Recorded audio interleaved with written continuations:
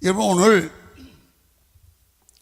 야고보서 3장을 통해서 설교의 주제를 하늘의 지혜와 세상의 지혜, 하늘의 지혜와 세상의 지혜, 그렇게 정했습니다. 여러분, 야고보서에는 가장 강조되는 단어가 바로 지혜라는 말입니다. 지혜. 이 지혜는 특별히 위로부터 난 지혜, 즉 하늘 지혜를 야고보서는 강조하고 있습니다. 야고보 오늘 3장 17절을 보면 오직 위로부터 난 지혜가, 위로부터 난 지혜가 바로 이것이 하늘 지혜입니다. 여러분, 이 하늘 지혜의 특징은 우리 예수 믿는 사람들의 삶의 현장에 생활로 나타나는 실천적인 지혜가 되어야 된다는 거예요. 여러분, 다른 관점에서 보면 성령의 열매와 같은, 여러분, 예수 믿는 사람의 성품에 관한 얘기를 말씀하고 있습니다.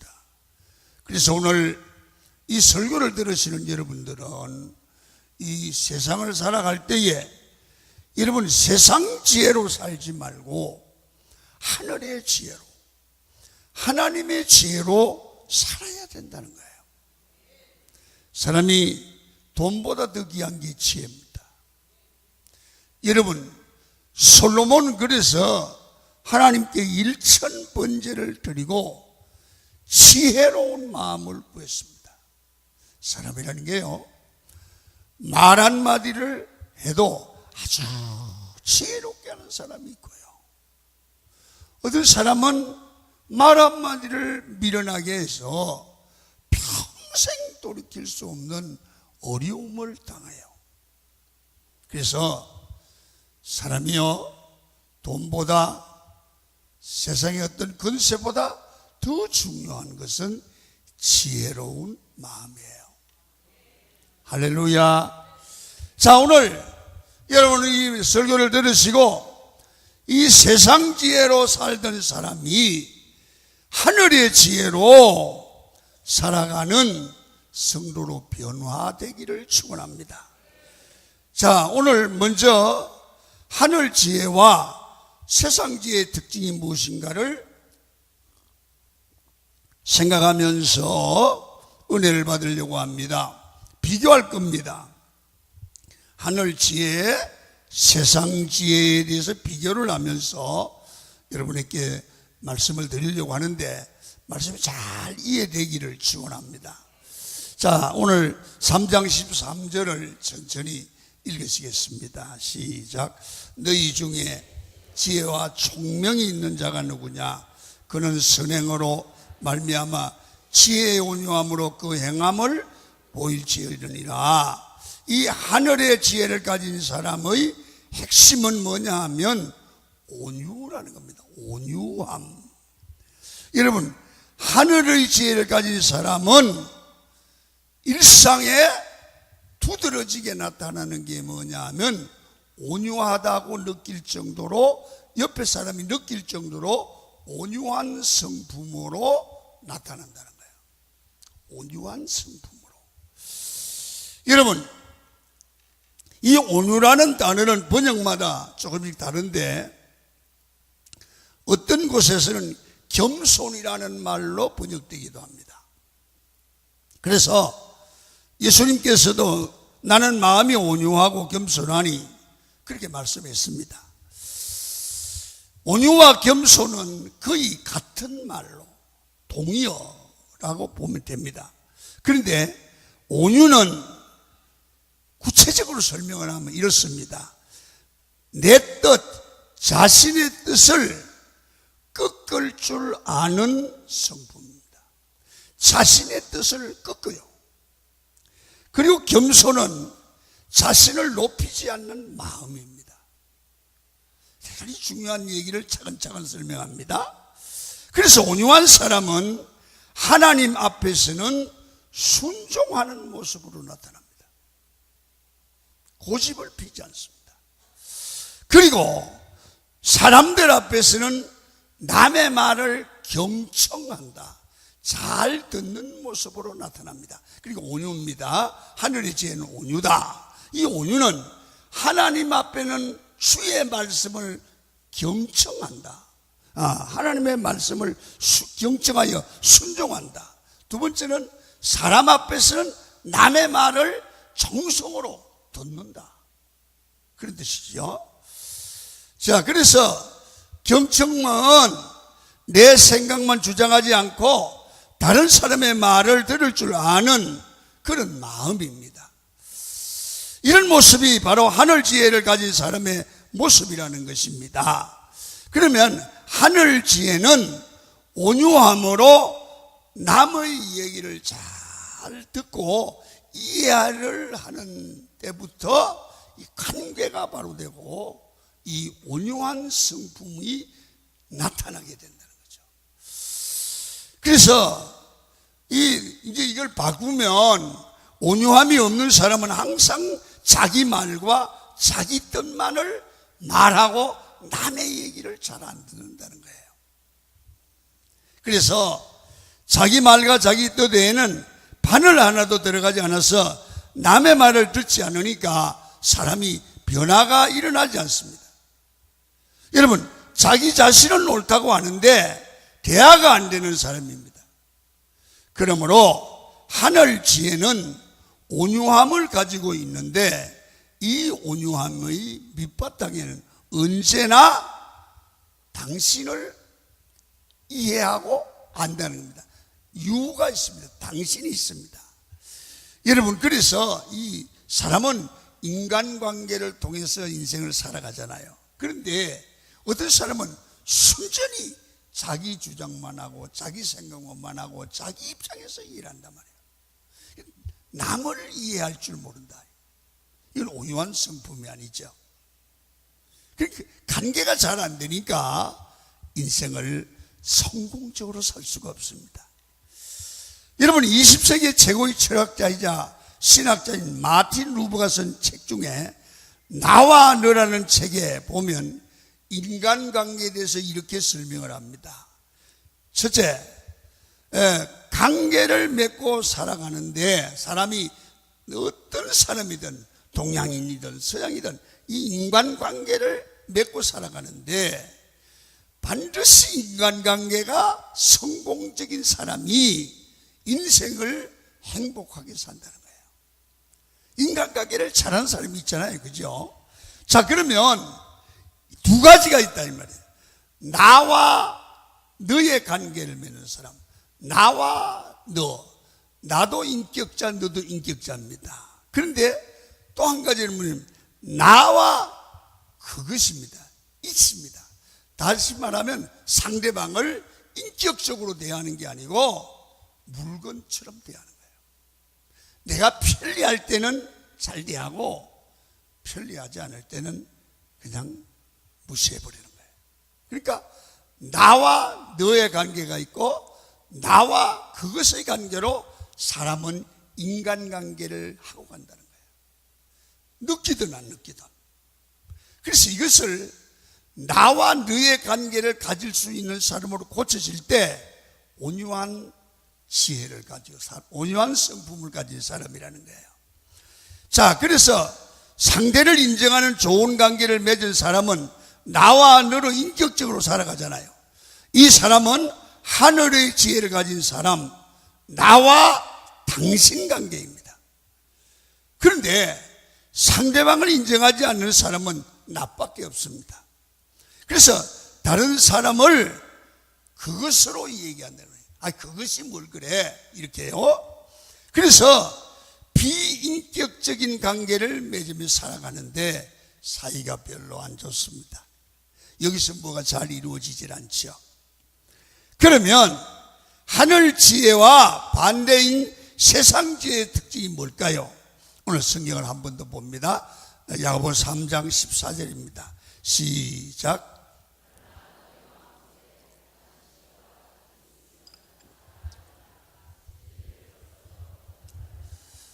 여기에 거짓지혜, 세상지혜의 특성은 오늘 거기 보니까 마음속에 독한 시기와 다툼이 있으면, 독한 시기와 다툼이 있으면, 이 다툼이라는 말은 야심이라는 말로 번역도 되는데요, 이 독한 시기하는 마음은 다른 사람이 잘 되는 꼴을 못 보는 거예요. 그냥 엉엉이 싫은 거예요. 이 사람은 자기가 싫은 사람에 대해서는 그냥 두면 될 텐데 극단적인 반응을 보이는 것입니다. 세상 지혜를 가진 사람의 특징은 싫은데, 그 사람이 싫은데 그냥 싫은 게 아니라, 여러분, 상대방을 음해하고 공격하고 죽이려고 하고 넘어뜨리고 확대하는 독한 시기하는 마음이 그 속에 있다는 거예요. 그래서 이 사람은 인간관계를 할 때 부부관계든 이웃관계든 교우관계든 내 뜻대로 내 성질대로 안 되면 절대 안 됩니다. 막 모함을 하든지 어떻게 하든지 자기 뜻대로 해야 됩니다. 이런 사람이 있는 거예요. 그래서 이 시기하는 마음, 이 독한 시기라고 표현했어요. 그러면 다툼인데요, 교만이고 내가 높아지는 것입니다. 세상지혜의 핵심에는 언제나 내가 있습니다. 내 자신. 그래서 세상지혜의 핵심에는 내가 있고요, 하늘지혜의 핵심에는 여러분 언제나 온유함이 있고 당신이 있습니다. 그래서 세상지혜는 내 중심이고, 여러분 하늘지혜는 온유함이고 상대의 인격을 기억하는 겁니다. 그래서 하늘의 지혜는 언제나 하나님의 은혜가 있지만은 세상 지혜는 자기의가 있는 거죠. 그래서 우리 예수 믿는 사람들 중에도 이런 사람이 많습니다.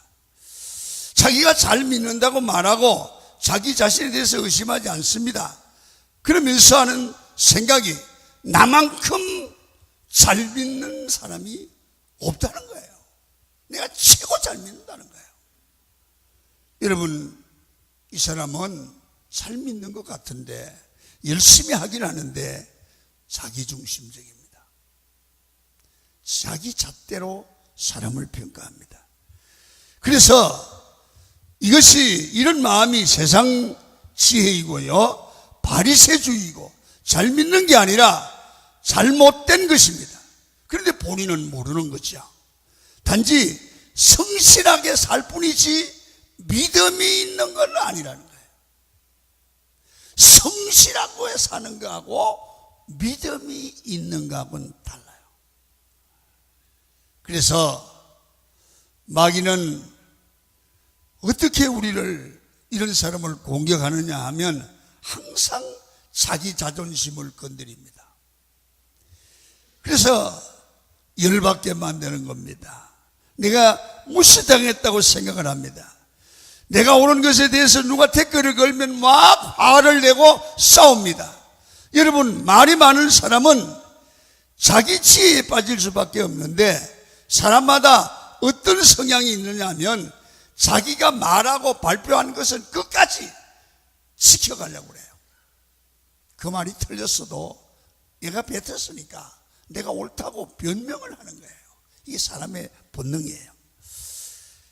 여러분, 자기가 일단 말하면 책임을 지고 끝까지 밀고 나가려고 하는 마음, 그래서 때로는 이 일로 인하여 죄를 짓거나 큰 실수를 하게 되죠. 그래서 야고보 사도는 하늘 지혜를 말하는데 3장 앞부분에 보시면 뭘 조심하라고 그랬냐면 혀를 조심하라고 그래요. 혀를.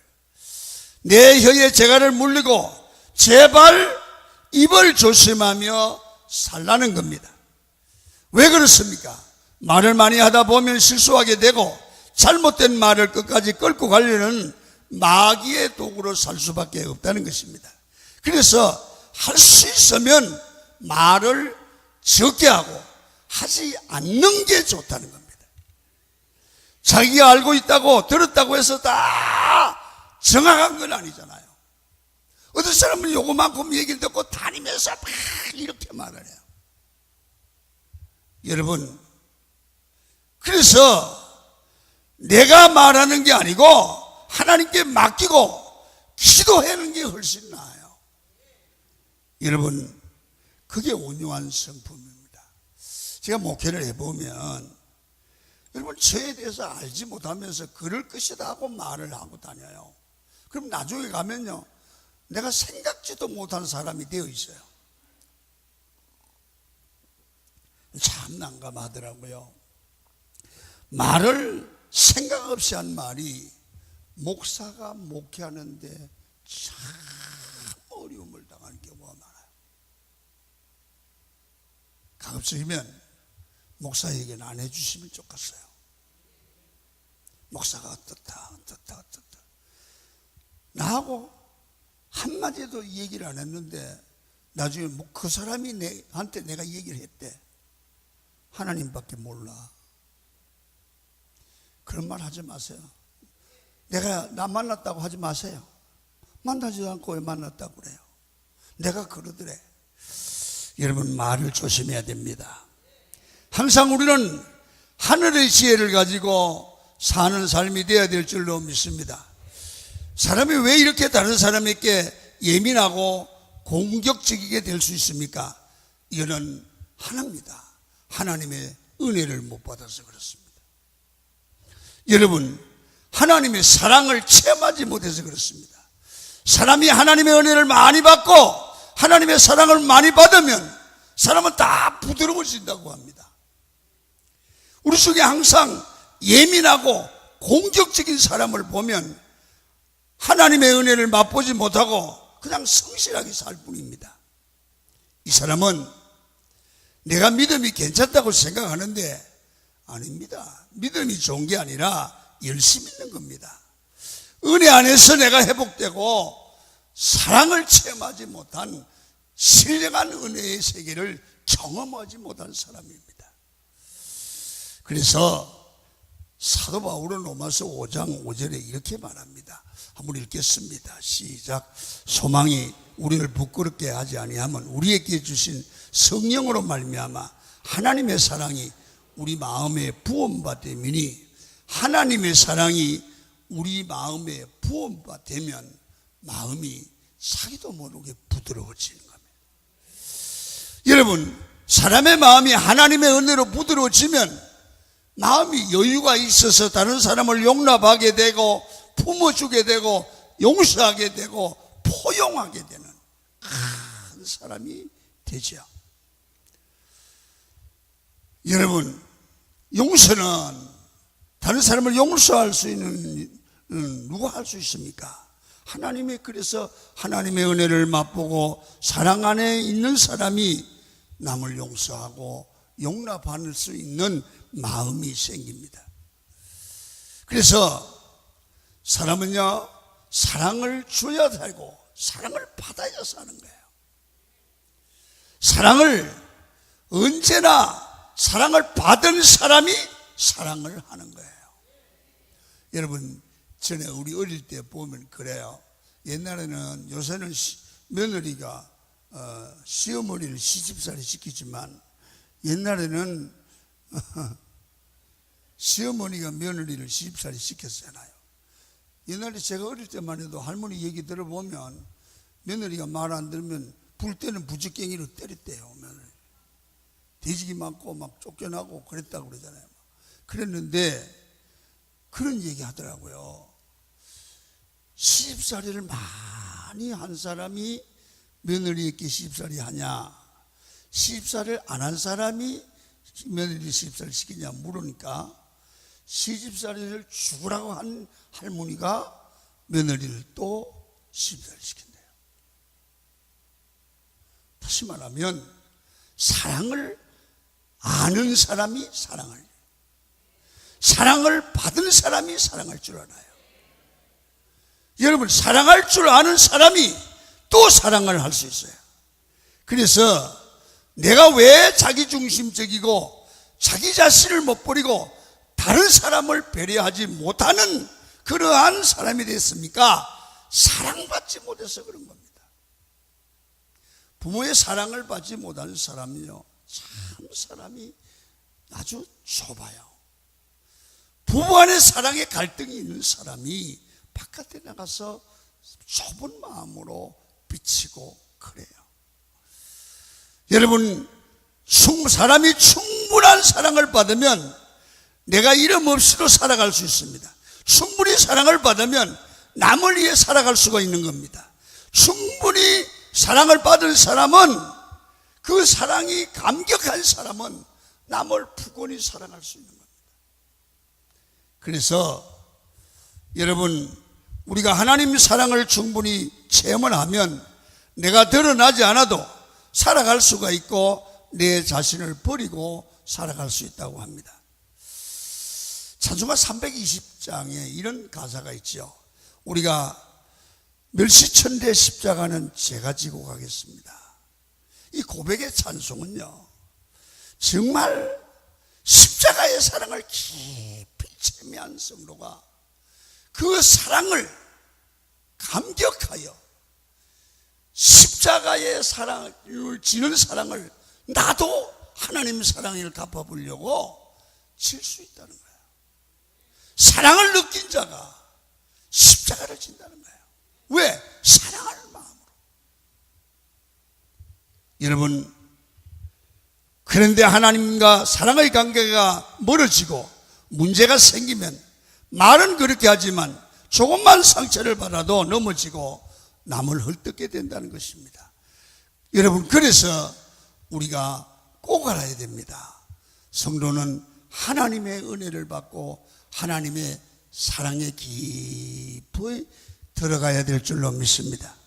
그래야 사람이 거칠어지지 않고 하나님 앞에 자기 이름 나타내지 않아도 주님 사랑 깨닫고 믿음으로 이름 없이 빛도 없이 하나님의 영광을 드러내며 살아갈 수 있는 그런 사람이 되는 거죠.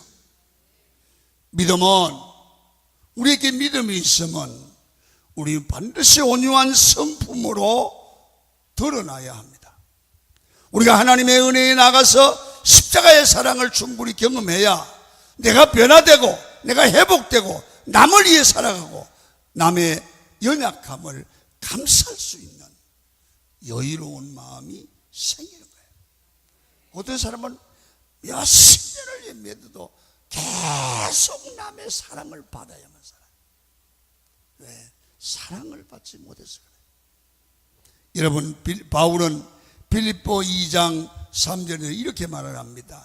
읽겠습니다. 시작. 아무 일에든지 다툼이나 허영으로 하지 말고 오직 겸손한 마음으로 각각 자기보다 남을 낮게 여기고.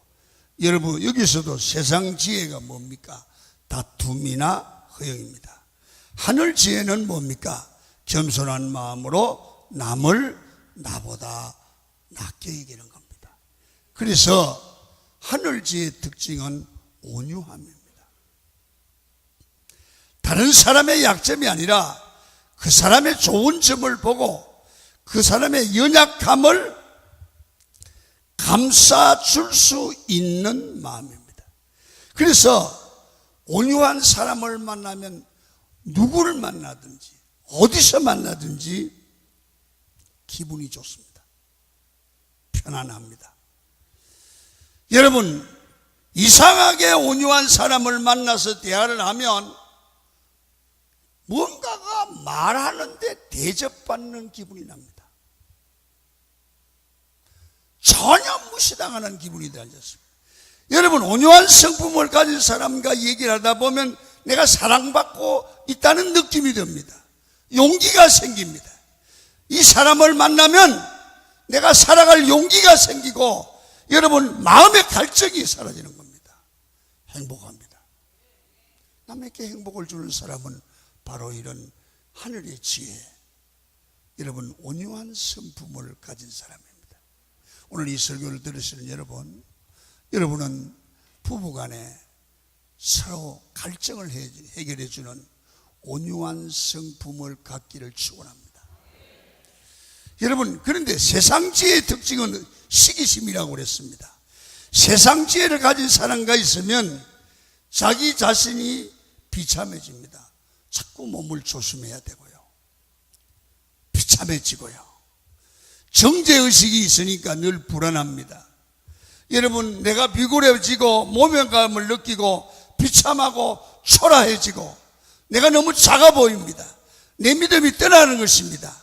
친하면서도 보이지 않는 상처가 있고 경계심이 생깁니다. 아이고, 말 조심해야 돼. 이분하고 말 잘못하면 큰일 나. 그게 그런 마음이 돼가는 사람이 있어요. 조심해야 돼. 실수하면 큰일 나. 그런데 하늘 지혜를 가진 사람은 편안해요. 실수를 해도 괜찮아요. 어떠세요? 그래서 세상 지혜를 가진 사람을 만나기만 하면 사람들이 다 떠나갑니다. 그 사람만 만나면 자꾸 상처를 받기 때문에 주변 사람들이 다 피하는 겁니다. 외톨이가 되죠. 이게 세상 지혜로 사는 사람입니다. 여러분, 하나님께서 모세를 좋아하는 이유가 무엇입니까? 능력이 많아서가입니까? 아닙니다. 이유는 온유해서입니다. 여러분, 민수기 12장 3절을 한번 읽겠습니다. 시작. 이 사람 모세는 온유함이 지면의 모든 사람보다 더하더라. 모세는 주변 사람들이 자신을 공격해도 절대로 분노하거나 맞받아치거나 하지 않고 기도하면서 하나님께 맡기고 온유했대. 온유했대. 이 사람이 하나님의 사람, 위대한 지도자 모세라는 겁니다. 이게 정말 성령의 사람입니다. 온유한 사람이 되어야 땅을 얻고, 이 온유한 사람이 가면 길이 열리고, 온유한 사람이 있는 곳에 사람이 모이고, 온유한 사람이 하는 사업에 길이 열리고 복이 될 줄로 믿습니다. 오늘도 우리가 하늘 지혜를 얻기 위해서 이 자리에 온 것이 아닙니까? 우리 안에 온유함이 있어야 한다는 겁니다. 하늘의 지혜는 온유함이고 항상 남을 배려하지만 세상 지혜는 시기심이고 나밖에 모르는 겁니다. 하늘 지혜는 성령으로 오는 것이지만 세상 지혜는 마귀로부터 오는 겁니다. 그래서 여러분, 인생을 우리가 승리하려고 하면 반드시 알아야 될 것은 하늘 지혜로 살아야 됩니다. 그러면 하늘 지혜와 세상 지혜의 결정적인 차이점이 뭡니까? 열매가 다르다는 겁니다. 열매가 달라요. 자, 보십시오. 야고보서 3장 15절과 16절을 읽습니다. 시작. 이러한 지혜는 이로부터 내려오는 것이 아니요 땅 위의 것이요 정욕의 것이요 귀신의 것이니 시기와 다툼이 있는 곳에는 혼돈과 모든 악한 일이 있느니라. 여러분 잘 들으세요. 세상 지혜는 이로부터 내려온 게 아니라는 거야.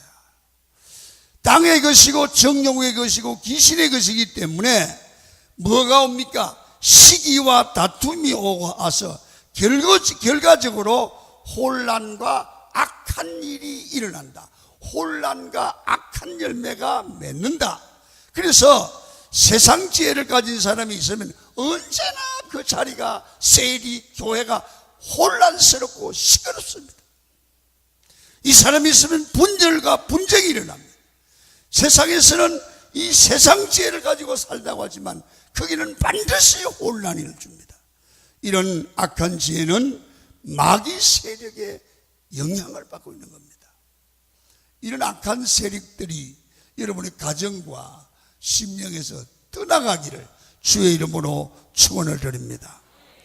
그런데 하늘의 지혜의 특징은 무엇입니까? 오늘 8가지입니다. 여러분 17절, 야고보서 3장 17절입니다. 시작. 오직 이로부터 난 지혜는 양순하며 긍휼과 선한 열매가 가득하고 편견과 거짓이 없나니, 이 세 번째가 뭡니까? 간용입니다. 하늘의 지혜는 다른 사람을 용납하고 용서해 주는 겁니다. 그리고 하늘의 지혜는 양순해야 됩니다. 순하다는 거죠. 여러분, 예수 믿는 사람이 순해야 됩니다. 그런데 예수 믿는 집사 가운데 여러분 그렇게 여자가 앙칼지고 그런 분들이 울릉도가 함께 있더라고요. 이 여자들을 좀 바꿔요. 이름이 양순이가 돼야 돼. 양순이. 좀 선해봐요. 여러분, 긍휼히 여기는 삶이 돼야 됩니다. 불쌍히 여기는 마음입니다. 그 사람의 약점을 보는 게 아니라 불쌍히 여기는 마음이 성령이 주시는 마음이기 때문에 사람을 살리는 마음입니다. 그런데 세상 지혜는 죽이려고 분노만 하지만 이 하늘 지혜는 긍휼함입니다. 편견이 없다고 하는데 편견은 무엇입니까? 남에게서 들은 말을 가지고 고집 부리는 겁니다. 그런데 온유함을 가진 사람은 편견이 없습니다. 사람은 다 약한 줄 알기 때문에 남의 말을 들을 줄 압니다. 편견이 없는 이 사람을 사람들이 늘 좋아하죠. 늘 같이 하고 싶고 이 사람과 같이 있으면 늘 남을 살리는 인생, 사람을 세우는 삶, 그런 삶을 살아요. 그 옆에 있으면 편안해요. 여러분, 저런 인생을 살아가면서 그랬으면 좋겠어요. 우리 성도들은, 장로님들은 다 누구든지 옆에 가면 편안하고, 장로님 밥 사줘요. 그래도 괜찮고, 더 편안했으면 좋겠어요. 할렐루야. 세상 지혜를 가진 사람의 결론은 혼란입니다. 이 사람 주변에는 언제나 분열이 있고 사람이 없습니다. 여러분, 그래서 하늘 지혜를 가진 자의 결론은 무엇입니까? 이렇습니다. 야고보서 3장 18절 시작. 화평하게 하는 자들은 화평으로 심어 의의 열매를 거두리라. 하늘의 지혜를 가지고 있으면 결국은 결론이 어떤 열매입니까? 화평의 열매입니다. 여러분, 어디든지 혼란이 아니라, 분열이 아니라 하늘의 지혜를 가지면 편안함이 만들어집니다. 여러분, 특별히 화평 중에 최고의 화평이 무엇입니까? 하나님을 만나게 만들고 예수 잘 믿게 하고 말씀을 만나게 합니다. 여러분, 요즘 우리 주변에 영적으로 육적으로 많이 힘들어하는 분들이 많지 않습니까? 여러분, 예수 믿고 목회하면서 제가 가장 보람을 느낄 때가 언제냐 하면 말씀을 듣고 희망을 갖고 그 자리에서 일어나는 사람들을 볼 때입니다. 여러분, 예수 믿는 사람도 병이 들어, 여러분, 무서운 죽음을 연상하는 병이 들면 굉장히 고독해지는 거예요. 특별히 암투병으로 인해서 투병하는 분들을 옆에서 보면 얼마나 힘들어하는지 몰라요. 혼자 쭉쭉 울어요. 그리고 여러분, 밤마다 고독함을 느끼고 외로워하고 무서워떨어요. 이 어두움에는, 이걸 어두움이라고 하는데 어두움에는 힘이 있어요. 그래서 사람을 고통스럽게 하는 것입니다. 여러분, 어두움의 영에 눌리면 가만히 있는 사람이 숨을 잘 못 쉬고 정말 잠을 못 자더라고요. 사람을 바짝바짝 마르게 하고요. 얼마나 외로워하는지. 여러분, 주변에는 아무도 없고 나밖에 없다고 생각을 해요. 여러분, 이것을 어두움의 영에 압도당했다, 짓눌렸다. 어떤 사람을 보면요, 숨을 제대로 못 쉬어요. 어두움의 영에 눌리면. 그때 떠나지 않는 한 가지가 있죠. 그게 뭡니까? 하나님의 말씀입니다. 할렐루야. 어떤 고독 가운데서도 말씀만은 내 옆에 있는 것입니다. 그래서 예수 믿는 사람은 말씀이 능력이고 생명이고 위로가 될 줄로 믿습니다. 그래서 시편 23편 4절에 내가 사망의 음침한 골짜기로 다닐지라도 해를 두려워하지 않을 것은 주께서 나와 함께 하십니다. 주님이 무엇으로 나와 함께 합니까? 말씀으로 나와 함께 합니다.